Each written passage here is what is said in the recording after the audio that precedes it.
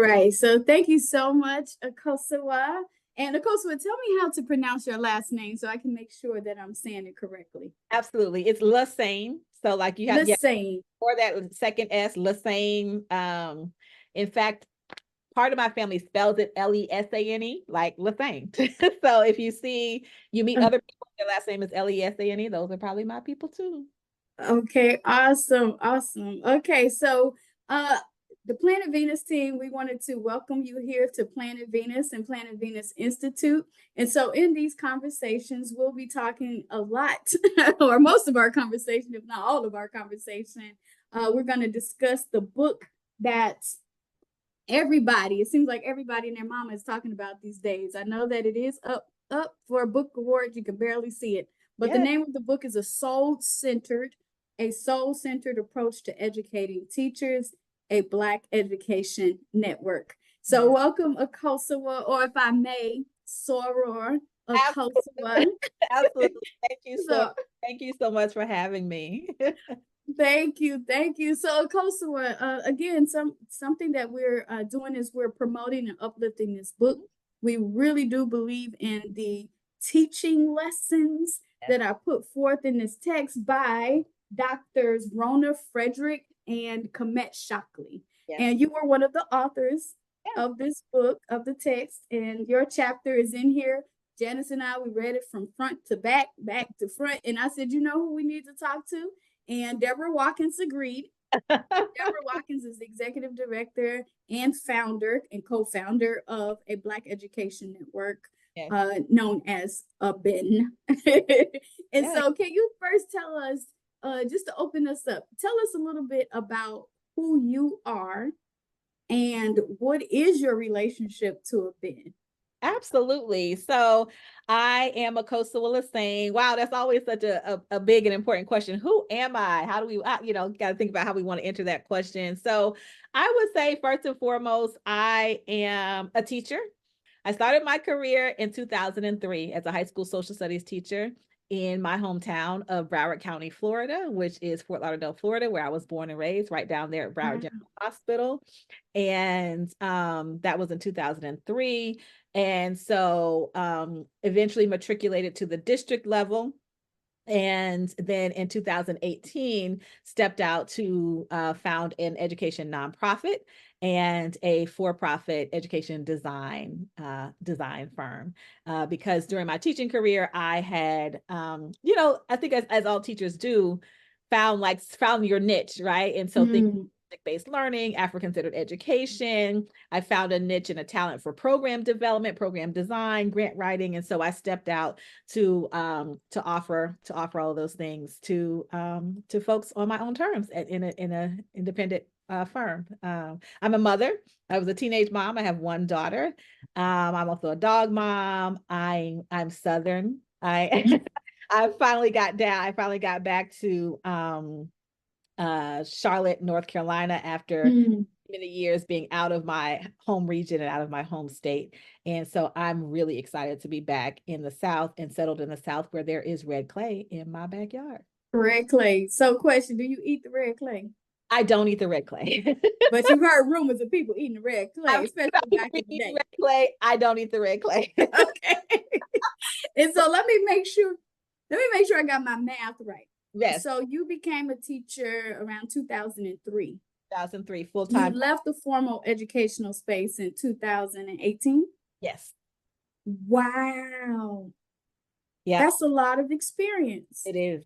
It is. That's a lot of experience. Yeah. So classroom experience, then district level experience. Yeah. I left the education space in 2018. Yeah. 2018. And the reason why I think that that's important to note that timeline in particular is because, as you know, research shows that people of color, Black people, African-centered people, Yes. Multiculturalists, right? We provide, we bring all these social justice frameworks, Right. all of these transformative frameworks into teacher education spaces, where, as you know, it's some resistance. There's resistance, and mostly around race and, gender, even social class, but definitely race, Mhm. specifically, right? A pushback. And as you know, you're from Florida. There's Yes. pushback. Still pushback. It's still Yeah. being banned. Right. Yes. Yes. It's being Right. banned. Right. As we speak. Yes. Yeah, yeah. A lot of these social justice frameworks, languages, and discourses. But the research shows that the majority of pre-service teachers Mhm. who enter the classroom, they fall back. They fall back on their old ways of thinking after only 3 years of being in the classroom. Wow. But even more, the research suggests that after 5 years, most teachers exit the Yeah. classroom, Yeah. right? But you stayed nearly 15, 16 years in different In capacities, different capacities. Yes. right? So Yes. let's just say you know what you're talking about. I think so. I think humbly.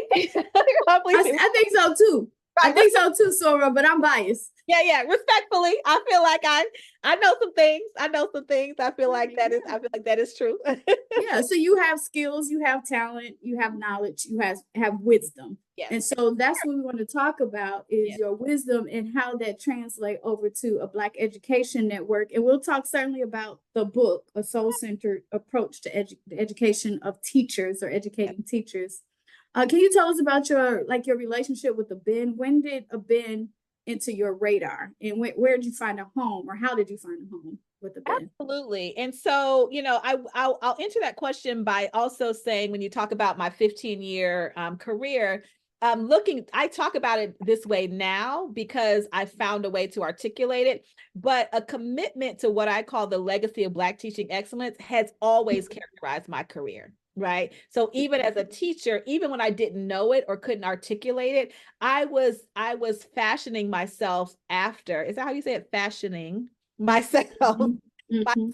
after um Black teachers who were teaching in this legacy of Black teaching excellence, right? And so Mm. in Broward County, where literally the teachers who were in the generations before me and the generations before that, they literally were so impactful that people were still calling their names. Right. So it like, at the dinner table and at cookouts and just, you would hear about, especially in Broward County, you would hear about Coach Gray, right? The school board building in Broward County is named after Kathleen C. Wright. We call it KC Wright. We call it the KCW building. That's a Black woman, right? Early Smiley, right, was another Titan in who taught according to the legacy of Black teaching excellence. And so even though I didn't have any of these teachers as my teachers, their legacy went before. Mm. I knew their names, right? I Mm. hear their names. You would hear about people who did have Early Smiley, right? One of the historic Black high schools is Ely High School. Well, the full name is Blanche Ely High School. Blanche Ely was a Black woman teacher, and for those who know who know teaching, I mean, and know the history of Black education, Blanche Ely was I'm gonna forget the name. That's gonna have to be edited. Was a Rosenwald school. So you're familiar with the Mm. schools, the Rosenwald Fund that funded a lot of Black schools. Blanche Ely High School, named after Miss Blanche Ely, was a Rosenwald school, right? And so that's a part of national Black education history. And so even though as time went on, I'm able now to articulate it, I can look back and see how I was teaching in the spirit of that legacy, right? Mm-hmm. Next to my relationship with the Ben, teaching in the spirit of that legacy, I also would just hear about, because I would, seek it out and be in those circles and go to those conferences, I would hear about African-centered educators around the country, right? So people would know, would know what I was interested in and say, oh, you should check out this school in Atlanta or that school in Detroit, or, I would start to study. And so at some point, I can't say when, but at some point, a Black Education Network, a Ben, and Deborah Watkins, the founder, her work came onto my radar because, in that very same way that these other things floated into my radar as someone who always sought out, like, there's something here, there's a legacy here, there's a tradition here.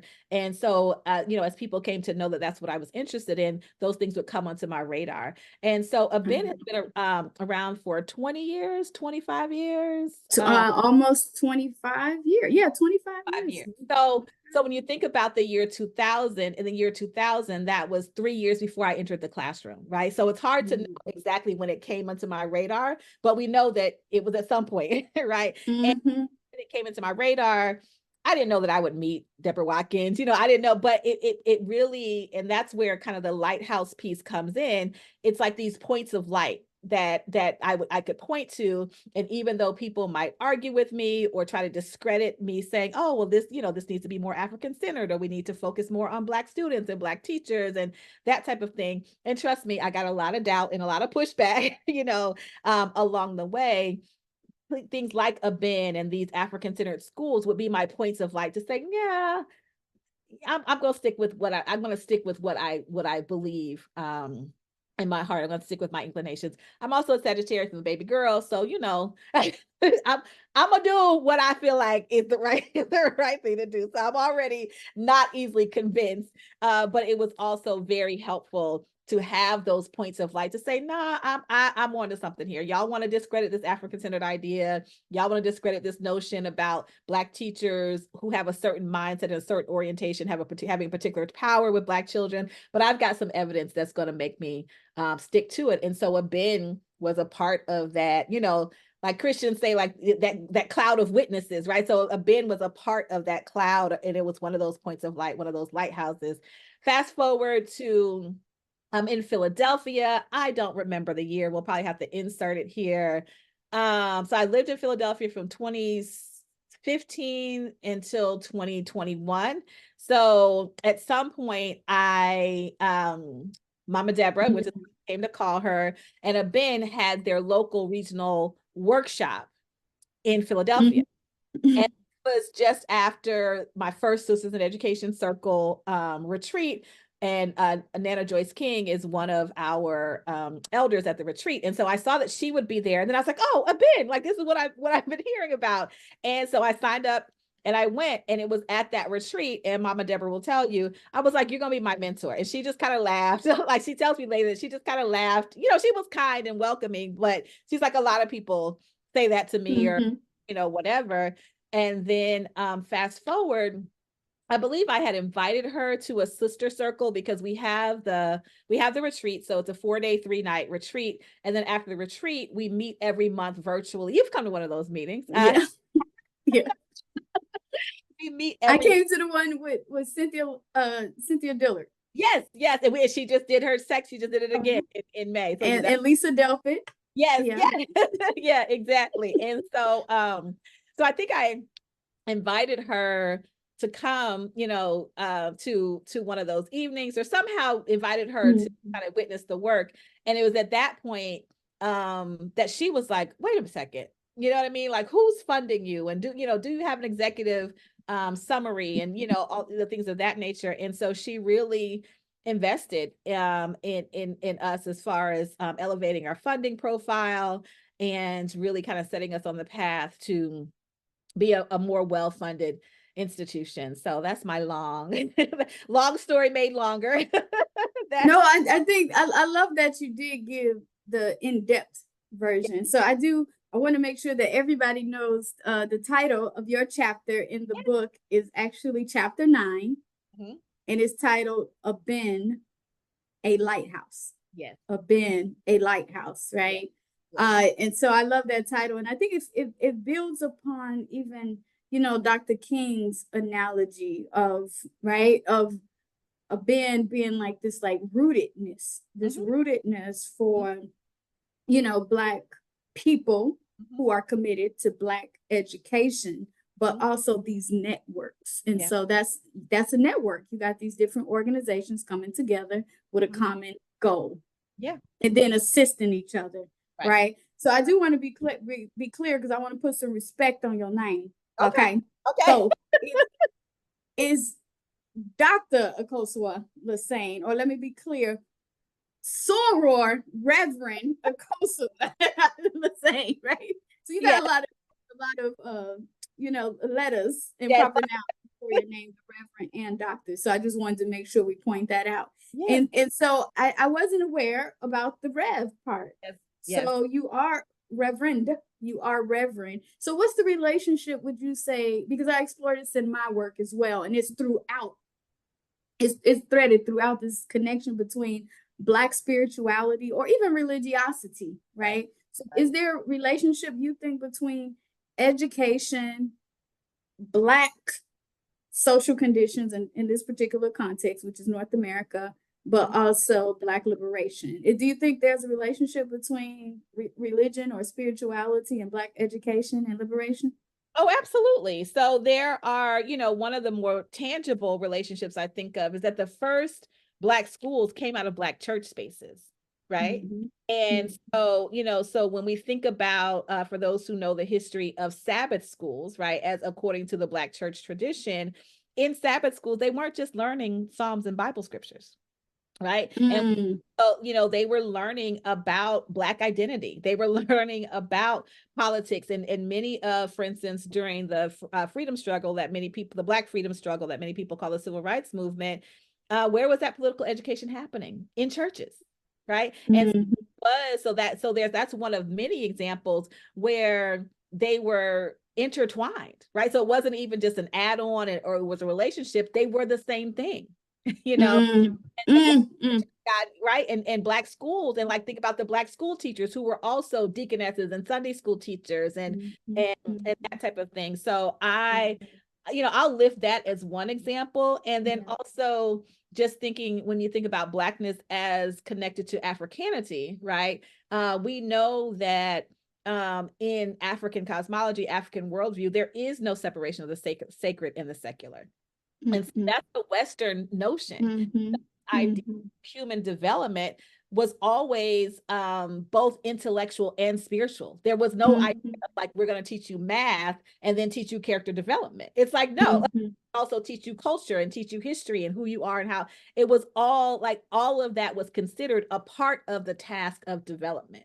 And so Mhm. like linear Western notion that separates those things. But even though now they're separated, there was a time in our history that Black people didn't separate them, because there was no separation between the church house and the schoolhouse. And Mhm. that's a real history, right, that we need to It's think a about. real history.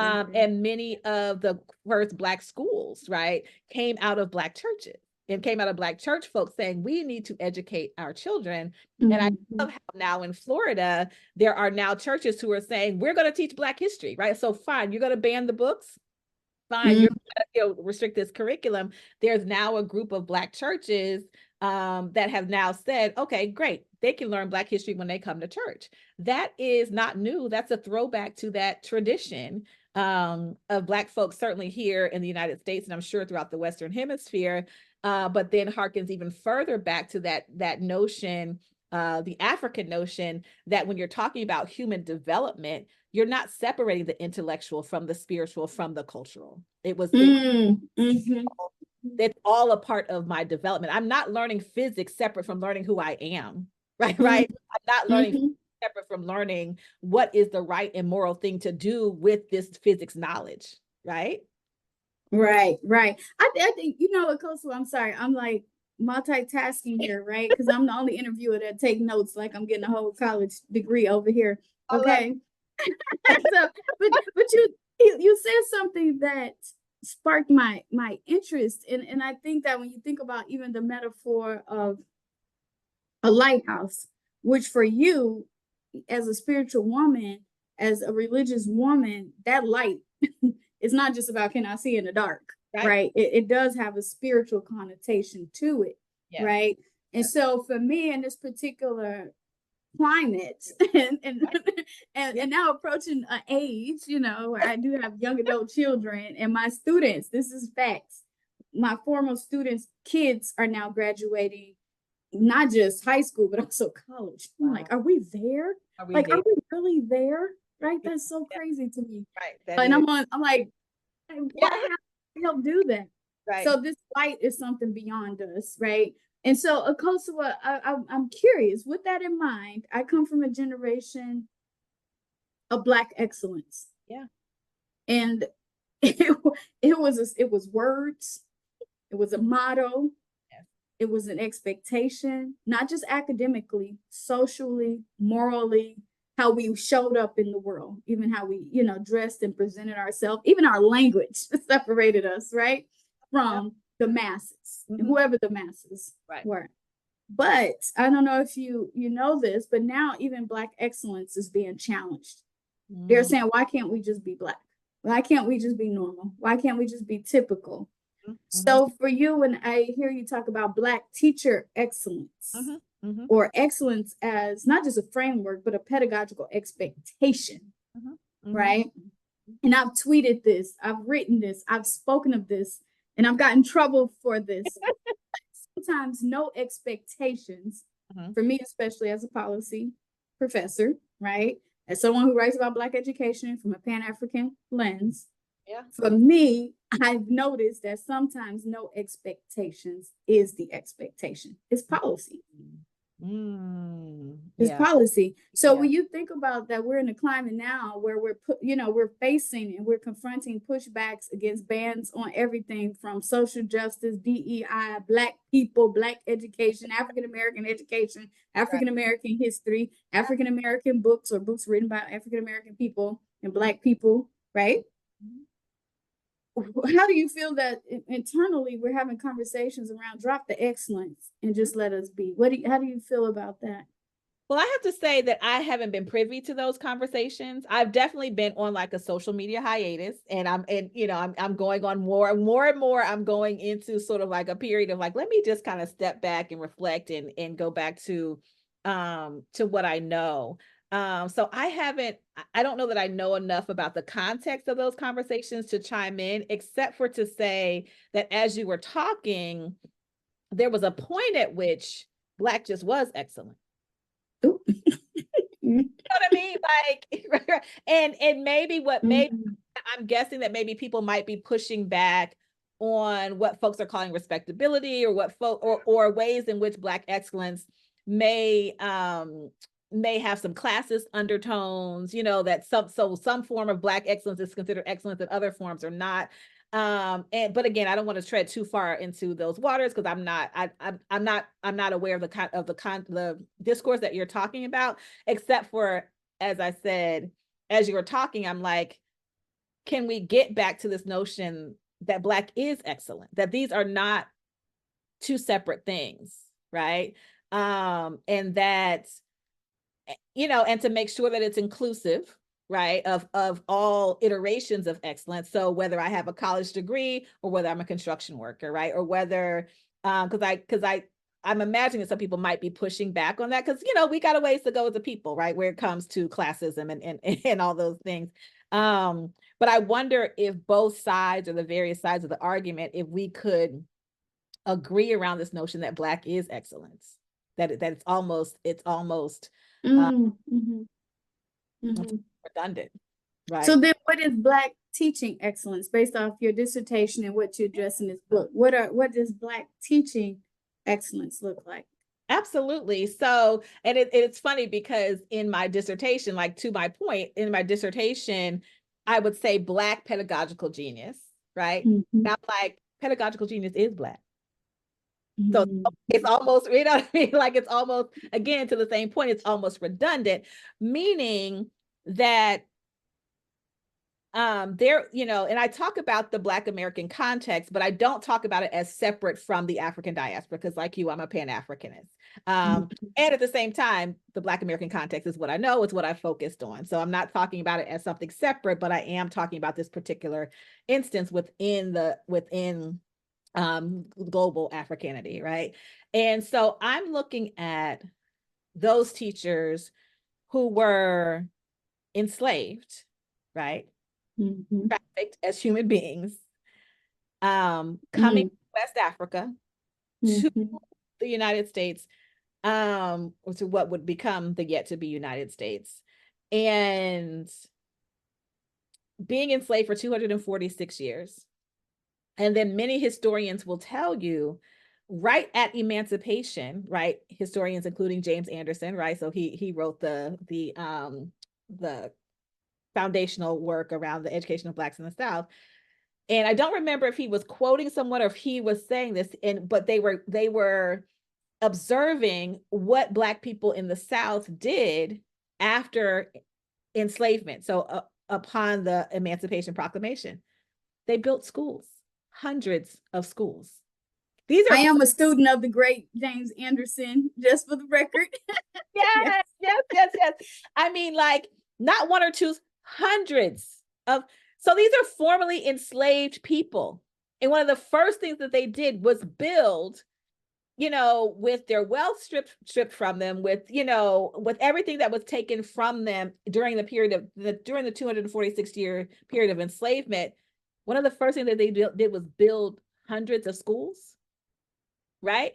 And so for me, when I look at the legacy of Black teaching excellence, especially as I focus on the legacy of Black teaching excellence in the United States, it begins there for me, right? That these are clearly our people who care about education.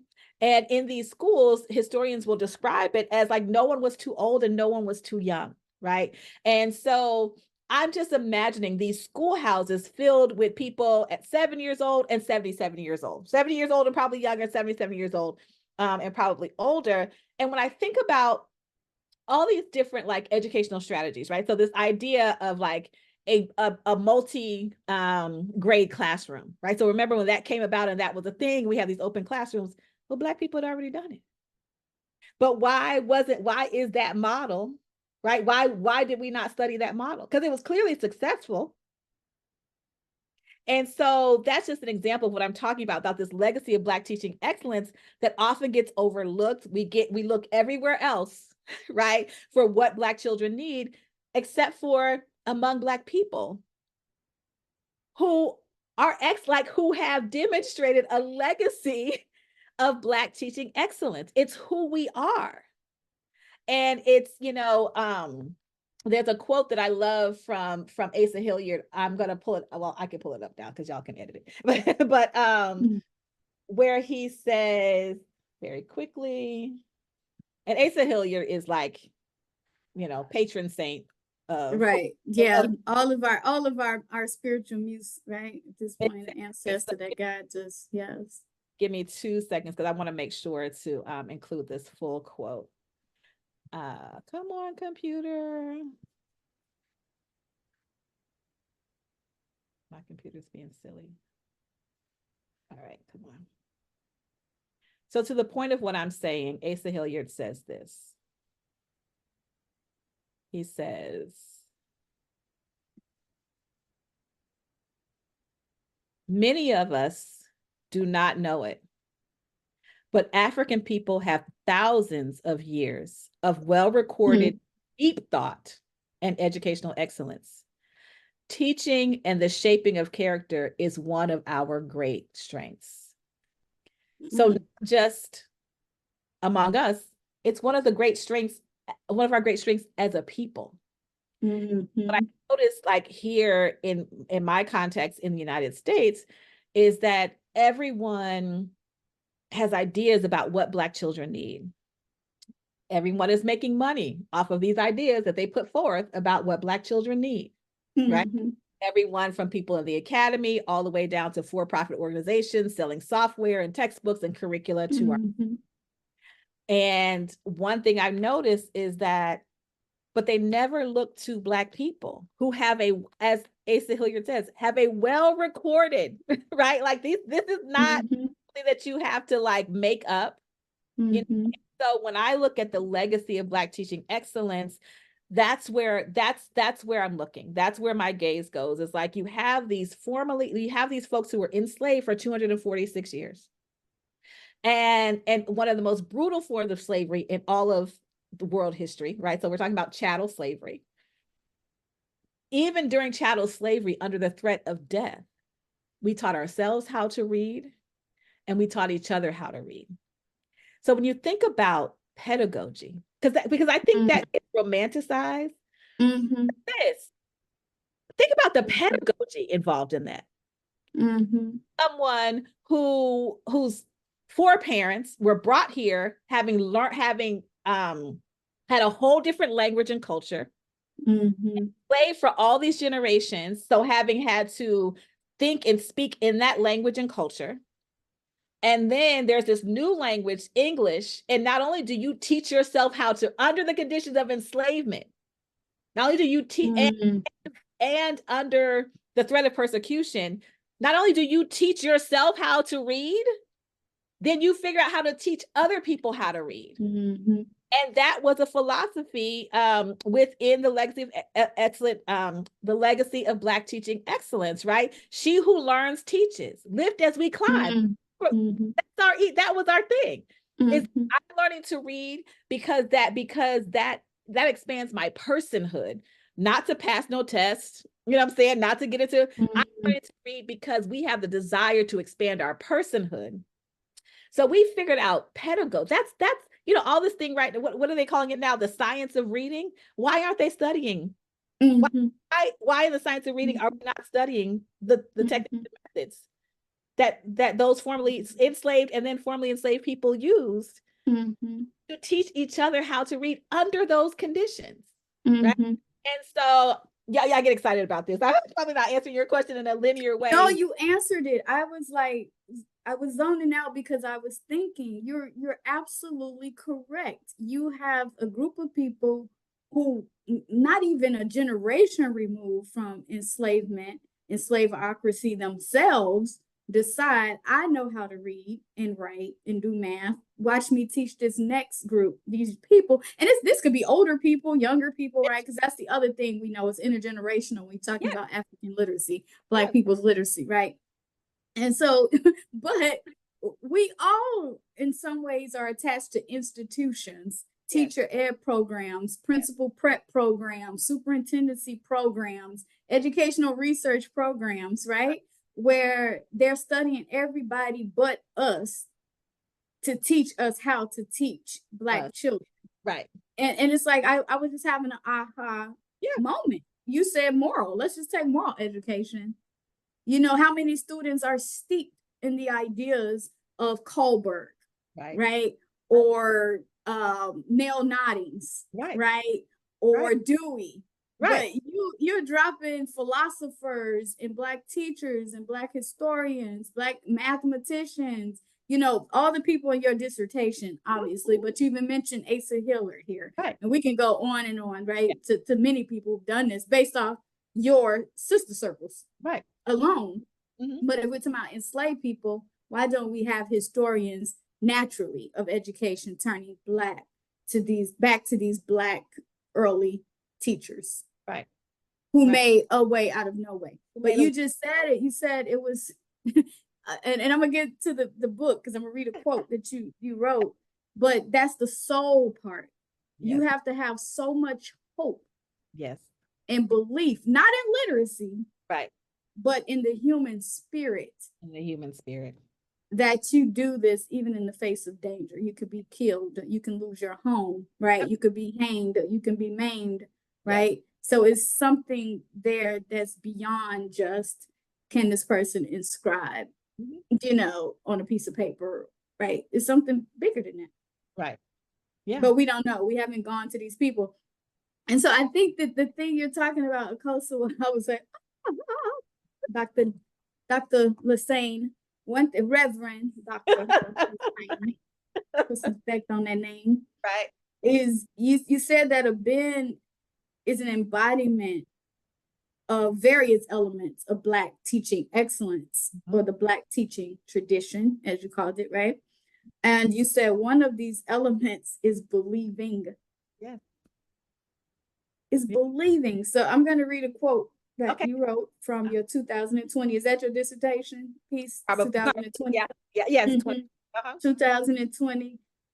Yes, it's your dissertation that you can get on ProQuest. A sister circle of 7 Black women self-perceptions of their teach for America. Okay, so this is from your dissertation, and it's in the book, A Soul-Centered Approach to Educating Teachers. Believing. Black teachers approach instruction from the unwavering standpoint that Black culture or cultures are rich and positive, and with the conviction that Black students have limitless intellectual capacity. That's Asa Hillard at the heart. All day. Right? Yeah. that genius that every child is born with, and the potential for success. In alignment with the community member extended family role, Black teachers hold a collectively positive view of Black culture, themselves, and their students as community members. So Mhm. you even took away that hierarchy, right? But could you speak to that quote as I'm interpreting? I shouldn't be interpreting and analyze. Let me let you speak. Well, I got the author right here. So Yeah. tell me about Yeah. y'all know I be thinking I'm Gail King. Okay.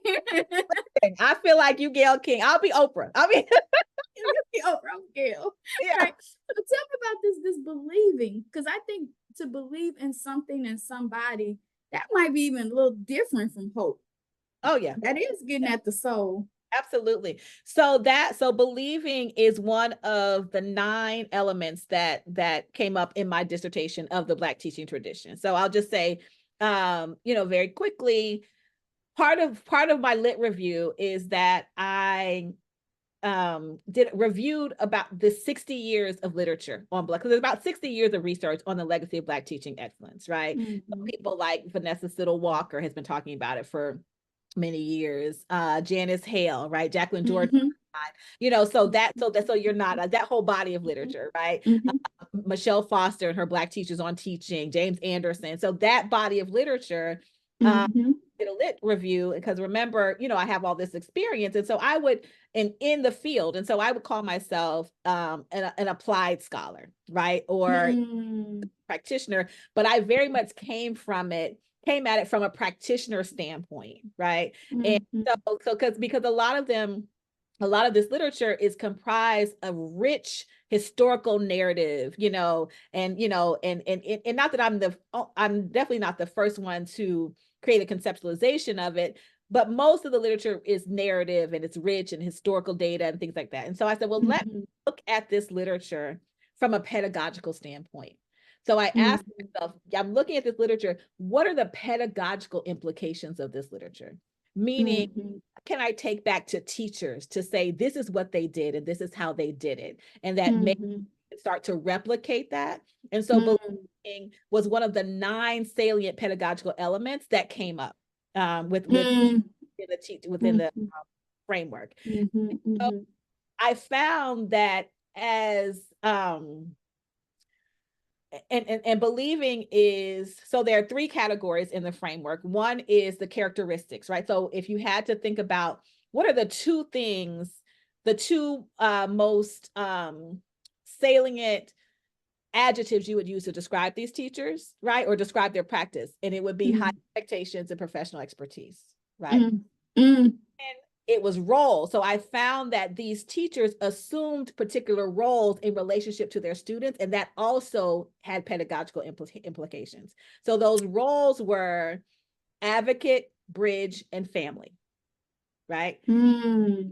As we move towards believing, I also found that there were, I call them embodiments. There were certain ways of being that also had pedagogical implications for these teachers. And so answering was one of them, right? So answering, that teaching is an answering to a higher calling, right? Mm-hmm. Believing was the second one. And you just read the believing, because in my framework, each one has a brief description like the one that you just read. And so believing, as you said, surpasses hope. I won't say surpasses hope, but it's just different from hope. They had an unwavering belief that these children could learn, Mm-hmm. that Mm-hmm. sure that their culture is a culture of value, and that part of that value is the intellectual capacity. And so, as you read, they believe Mm-hmm. this in part because they believe this about themselves, and they saw themselves as members of the same family as these children, right? Just like Mm-hmm. this separate from you, right? I believe this because I am you, and I believe that about myself. And so I'm bringing this belief into my teaching, and it has pedagogical implications on my teaching, meaning I'm making daily instructional decisions about classroom culture, decisions about every aspect of teaching that is animated by my belief, which is why I call it an embodiment. Uh, Mm-hmm. you and I can just get to talking, so you got to realize Right. we're studying some of the same people, right? That's why I think it's interesting. And Yeah. and you were certainly studying a lot of Black women Yeah. too. Yeah. And as Dove says, Dove says that Black women or African women are the bearers of the culture. And we can hardly get to culture as an embodiment Right. in teacher education. We Right. treat it as like if you add salt and pepper, Right. to the dish, No, and right? that's right. And that's not how it works. That's That's not, not how it works. that's That's not. not how it works. And so I was just looking at Dr. King and the forward. She referred to a bin as, and it's slipping my mind, but you all are saying something similar, analogously speaking, Mhm. right? So I wanted to find that, but if I can't find it in these notes. So she talks about, oh, she said like ginger, right? That's funny. Plant ginger. She talks about the reverberation of Ben's philosophies, right? In our ways of being, emancipatory collaborations, right? But the Mhm. rhizomic. And I remember I said, oh, I had to go look up that word. I haven't heard that since like seventh grade biology class. Right. But you use an analogy, Dr. Akosua, you say a Ben through their institutes, Mhm. through a Ben's institutes, which I've been at many of them too, Yeah. or behind the scenes Yeah. somewhere, right? Yeah. A Ben was creating an undercurrent, in the ocean that is the tyranny of whiteness and Black education. I wrote that. You wrote that, yeah. You said that. I said, You said that a Ben was creating an undercurrent in the ocean that is the tyranny of whiteness in Black education. So, can you speak to this tyranny that takes place in Black education and the role that a Ben has played in interrupting and disrupting and dismantling and creating, networks and relationships and institutions that's more reflective of who we are as a people and what our young people need? absolutely, absolutely. So we know that even, even when we talk about the enslaved Africans who read, taught themselves to read and taught others to read under the threat of death, which is just, Mm-hmm. to contextualize how Black education is its own thing. And we're always still under scrutiny, right? And we Mm-hmm. have to operate in a way where we're doing two things. We have to do what we know is right to do, but we also have to protect ourselves, right, from this Mm-hmm. tyranny of whiteness. And so the reason I use the word undercurrent is because the ocean is flowing one way, right? But we have to create an undertow. We have to create an undercurrent that starts to turn it around, right? Mm-hmm. Certainly done that with its programming, with its STEM programming, right? And so while all the world Yep. is scrambling to say, oh, how do we get Black children to be scientists and engineers and technologists? And meanwhile, they got their green scholarship program. We're like, we're showing y'all how to do it, right? Mm-hmm. We're taking Yep. students and actually impacting their outcomes. Same thing with teacher training, right? And so as you know, these teacher preparation programs, that's part of one of my frustrations is that some of our titans or many of Mm. our titans in Black education are not even on the syllabi. That part, that's what I said. We know Kohlberg, we know Dewey, right? But I'm we like, don't, how? right? We don't know Vanessa Silva. Are these people really reading Vanessa Silva Walker, right? Are they What? really reading, right, September P. Clark, right? And Right. so speaking of a coastal, I got to drop your lit review because all the grad students gonna watch this, you know that. So let me drop it. So Okay. Kosu, so Dr. Kosu, let me name drop because these are the people who are at her institutions, her institutes, her sister circles. Okay, and you better register early or you're not getting in the door. Trust me. Okay, so Lisa Delpit, Yes. Linda Mazzell, Yes. Michelle Foster, Teresa Perry, Vanessa Silva Walker, Lanson Billings, of course, Bell Hooks, right? Michelle Foster. And I'll mention some of our ancestors beyond, the ones already named. Mary McLeod Bethune, Harriet Tubman, Septima Clark, right? And I could go on. You're dropping knowledge here. And some of our current teachers, because I think something that you're getting it. And before we close, I want you to talk about what was first your national program, and even now it's local based in North Carolina. Because we could have a whole nother segment about why you decided to duck out of these formal institutions and create your own. But can you talk about for me, can you talk about for me, like, or to me and to people who may not know, what is the significance of, not just our ancestors' knowledge, but some of our contemporary educators who you are choosing to bring together. You're choosing to bring, us together, not just as women, Right. but as women whose histories and ideas have been erased, Yes. marginalized, or like you said, disconnected from the historical work, but also the spiritual work. Can you talk about why these particular group of women and what that means to us? Yes, absolutely. And and I'll share that I started Sisters in Education Circle in 2018 when I was still in my doctoral program. Mm-hmm. And I was also working at the district level of the school district of Philadelphia. So imagine I'm spending my weekdays at the school district of Philadelphia, doctoral level, district level, and then my weekends, because it was an executive doctoral program, right, at the University of Pennsylvania. Yes. So really it wasn't even cognitive dissonance. It really was just a level of absolute fatigue. Oh, yeah. You would so someone could look at my resume or look at me on paper and say, well, she's made it, right? She's had all the district level positions. She's now the district level in Philadelphia. She's in this, Penn program. I think Penn got voted like what, #1 school of education, like at some point, right? And I thought that I was getting stronger and better at surviving white supremacy in education. What was happening was that it was wearing me out and wearing. So when I get to this high level at the district and I get to this doctoral level at Penn, and I'm saying to myself, the higher up you go, the more naked the racism becomes. Raw, just in your face. Yeah. Like school district Philadelphia, blackest school district, one of the blackest school districts in the country, but that's not who's running the school district.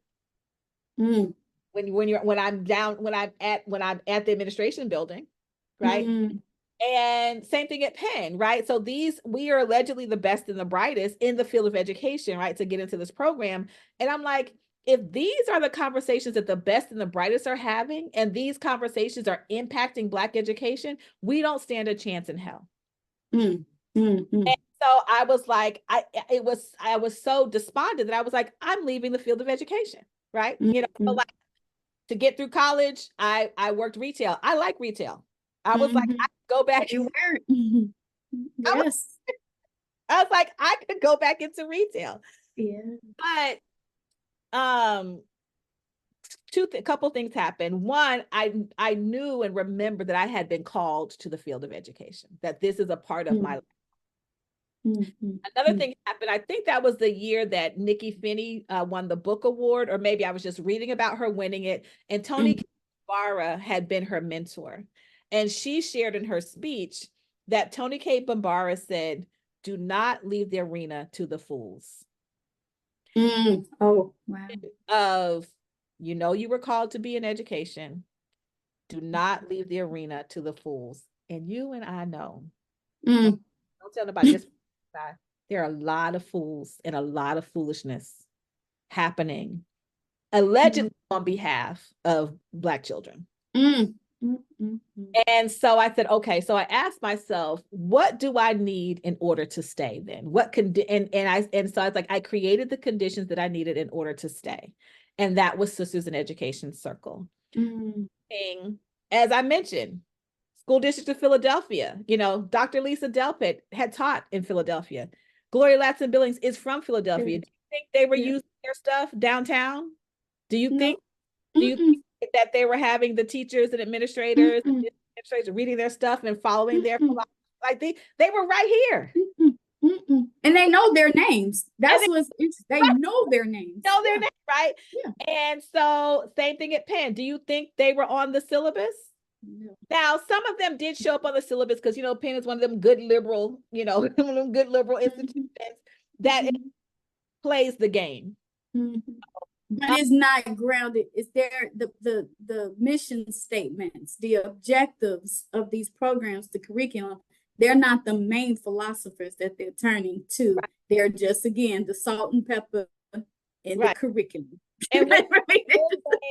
And then when we discuss them, the way the discussions are taken up are so asinine, quite honestly, are so like, that is really not, again, it's the salt and pepper. We can say that we can put it within the context, but never use it to truly challenge the status quo in the way that those works do and did really challenge the status quo. And so I asked myself, what do I need? I said, you know what? And also, I'm just gonna say, it's really insulting though, sis, too. You're just like, nah, come on, y'all. Not like, because I know if you don't have Vanessa Siddle Walker on the curriculum, or if you put her on the curriculum, and then your conversation about the text, which happened, is so asinine, right? Absent of the historical context, the social context, the cultural context, the spiritual context, right? Power, right? Yeah. Absent the power to actually maintain. Absence of power. Absent the power. So I know if you don't have Janice Wills, Vanessa Siddle Walker. Hale. Yeah. Siddle Walker, if you're gonna do, you're definitely not even gonna have Janice Hale on the curriculum. Right. You're not gonna have Amos Wilson even on the curriculum, right? Right. Yeah, like, and so I was like, you know what? Y'all are not gonna insult my intelligence anymore. What I needed was to be able to ground myself back into the work and the legacy of our elders. Because that's one thing with Sisters in Education Circle. Women are beings to many people. Right? So, yes. So my thing is like, no, these are our elders. Yeah. That is what makes the Sister Circle unique. Yes. These are sister elders. These are women scholar elders. You're absolutely correct. These are our elders. So no, they're not our advisors. They're not our colleagues. They're not, contemporaries, right? They're not our contemporaries. That's true. In the true Black, in the true African sense, these are our elders. So how do I create a situation in which we are interacting with them as elders? And certainly as elders, they're going to bring their scholarliness. They're going to bring, so I'm not even, again, not trying to separate one from the intellectual from the elder, the intellectual from the cultural, but our entry point is eldership. Our elders, meaning that they said things that weren't popular to say when they said them. That they sacrificed, that they truly believed in these things, that these things were an outpouring of who they were and how they were living. So in the true sense of elders, I'm like, who are our elders in education? And these are our elders. And to really think about what's the I don't want to say benefit, like there's a commodity, but how do we situate ourselves in relationship to our elders for the good of the entire community? You know what I mean? And so that's what Sisters in Education Circle was and is. We come together. It's very kitchen table style.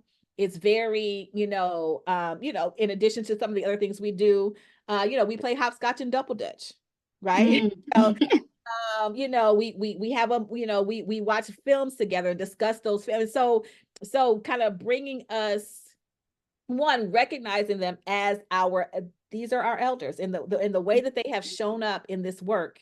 They have shown up in elderhood, in eldership. And that's what Mama Deborah Watkins refers to as there are water carriers. Yes. They are water carriers. And we are so choosing, like you said, that aren't undercurrent, right? But we're also so choosing to sip from this nourishment, this water, this, this well, so to speak, right? Yeah. And I think the other beauty of it too is that Sisters in Education Circle is for Black women, but it's vocationally diverse, right? So we have classroom teachers sitting in the room with superintendents sitting in the room with academics who are writing about these, right? So we put ourselves back into community with each other, breaking down this hierarchy and start to say, no, we all are here and we all care about Black children and all of our roles are important, whether I'm a school bus driver, a crossing guard, a librarian, an assistant superintendent, or a scholar. And I think that's the part I was getting at earlier too. So for you, even in your decision to break away from the formal educational system, and I think that you reiterate that in your practice, in your embodiment, because you went to the archives and you did the interviews and you remember to use Cynthia Diller's words, right? Who these legacies were, these names on the buildings, right? Who names were being uplifted in some of your cultural meetings, right? Convenings. And you said, oh, wait a minute. These people weren't even professionalized. They may not even been certified teachers. They may not have went to anybody formal school. They may have been taught in the church basement too, but they were still teachers. They were still teachers. And they and another phrase that I use, they were pedagogical geniuses. Pedagogical geniuses. I had an elder because I hang around 80-year-old women. Right. I just call them, hey, what you doing, mama? Right. And when I was deciding to leave the academy, formally leave the academy full time, giving up that whole professorship, Dr. Akosua. Yes. Listen. You know what the elder told me? And she's a God-loving woman. She's a Christian. She said, Venus, she was so serious. I'm pouring my heart out to her thinking, oh my God, what am I doing? I'm about to ruin my life. You know what she said? Venus, you gonna teach anywhere you go. I resigned the next day. I love it. I love it. That reminds me of something, my mother said, because a lot of Black folks, not just now and not just at the 70th anniversary of Brown versus Board, but as Brown versus Board was happening and before it was happening, a lot of Black people were like, this is not a good idea. W.E.B. Zora Neale Hurston, people's grandmamas and mamas, Black children at the time, they were like, we need equality. We don't know that we in the building with these people. And so my mom, she would all because since I've been writing about Black teachers and Black education since my bachelor's thesis, right? And so my mom would start to read my work and we would have these conversations, and it made her reflect on desegregation and why parents were making the decisions that we made. And my mom, who is also one of the many Black people who were like, that was a mistake. That was a mistake. What she said was, it never dawned on me that a teacher, so again, this is that African notion of teacher, right? They had a trust in the role because they thought that all teachers had that same spirit as people who were upholding the Black teaching legacy of Black teaching excellence. Wow. Yes. Got it. It never dawned on me that a teacher would do anything with any child of any color in front of them except for teach them. She said, it never dawned on me. It never, that they would harm y'all. It never dawned on me that a teacher would do anything with any child of any color sitting in front of them. And then she changes the animal every time she tells a story. She said, because this is who a teacher is. Again, I think she's going back on that African notion of teaching, right? And that role of answering the call and having a sacred trust. She says, sometimes it's a dog, sometimes it's a cat. But anyway, she'll say, this is who a teacher is. If a teacher is walking past the frog and that frog doesn't know how to croak, a teacher would teach that frog how to croak. So sometimes she'll say dog and the dog don't know how to bark. They say the dog, the animal. Yeah. Wow. Yeah. Because, and I think that reflects trust. That notion coming from the standpoint of the legacy of Black teaching excellence, because that's who the teachers were who were in her buildings. That a teacher, to the point of what you said, a teacher is going to teach wherever they go. Mm-hmm. If a teacher is walking past someone who needs to learn something, be it a frog that doesn't know how to croak, that teacher is not going to care that it's a frog. It's not going to care that it's green. That teacher sees something that needs to be taught, and they're going to teach them how to. And she said, it never dawned on me. It never dawned on me that Wow. teachers would do anything else with Black children except for teach them. And you said that's going to be the title of your next article or book chapter or book, Sacred Trust. Sacred Trust. Ding, ding, ding. Sacred Trust. Sacred. Yeah. And so before we go, and a sentence or two reflecting on the book, A Soul-Centered Approach to Educating Teachers, a Black Education Network. What is one message that you would want to send to a Ben or to Miss Deborah Watkins? So the message that I would want to send to both a Ben and Miss Deborah Watkins, because she is the lifeblood, right, of the Ben and the founder, is really thank you. Thank you for upholding the sacred trust. Thank you for remembering who we are and the purpose of teaching according to African people, according to Black people who are all holding up that legacy of Black teaching excellence, which is in the African tradition. So thank you for remembering. Thank you for remembering. And thank you, Dr. Akosua, Reverend Dr. Akosua Lesesne.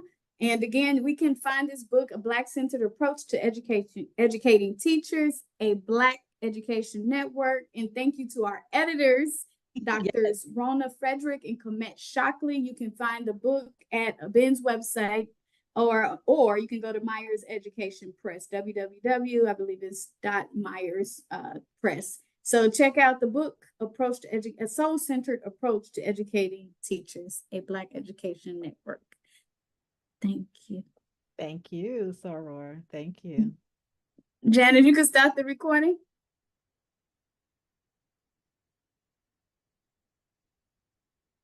Stopped. All righty, thank you. Girl, you got to, I'll be running my mouth. I'm very sorry. Janice said it's still recording. It said it's still recording. Okay, it stopped.